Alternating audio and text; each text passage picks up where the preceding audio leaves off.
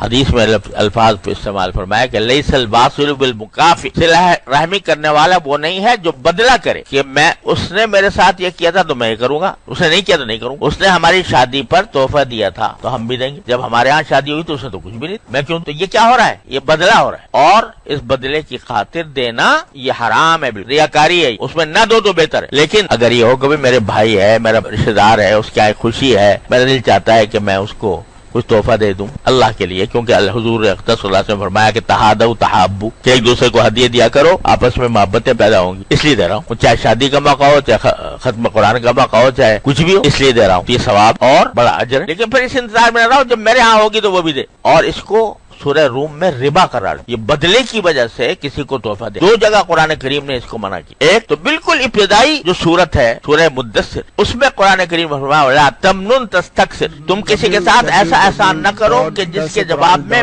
تمہیں اس سے زیادہ احسان کی توقع ہو۔ وَلَا تَمْنُنْ تَسْتَكْثِرْ، یہ بالکل ابتدائی آیات میں سے، اس وقت تک نماز کا بھی حکم نہیں آیا تھا قرآن میں۔ سورہ مدثر جو ہے یہ بالکل ابتدائی صورتوں میں سے ہے، اور اس میں یا ایھا المدثر قم فانذر وَرَبَّكَ فَكَبِّرْ وَثِيَابَكَ وَطَّهِّرْ وَالرُّجْزَ فَاهْجُرْ وَلَا تَمْنُنْ تَسْتَكْثِرْ، بالکل ابتدائی، جس میں توحید کا بیان ہو رہا ہے، جس میں شرک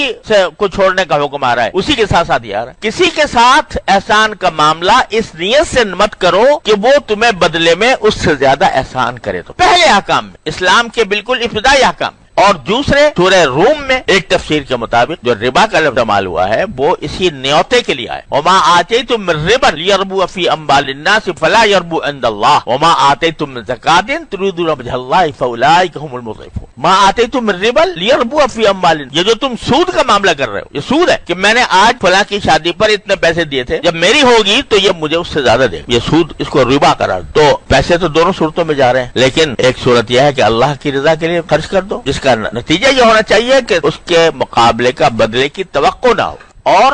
جہاں بدلہ آ گیا تو بس اخلاص ختم، اخلاص ختم تو ثواب ختم، بلکہ ریاکاری کا گناہ لازم آ گیا، نہیں دوں گا تو ناک کٹ جائے گی۔ تو اب دینا کس لیے؟ مخلوق کے لیے، اور مخلوق کے لیے کوئی کام کرنا یہ شرک کی ایک قسم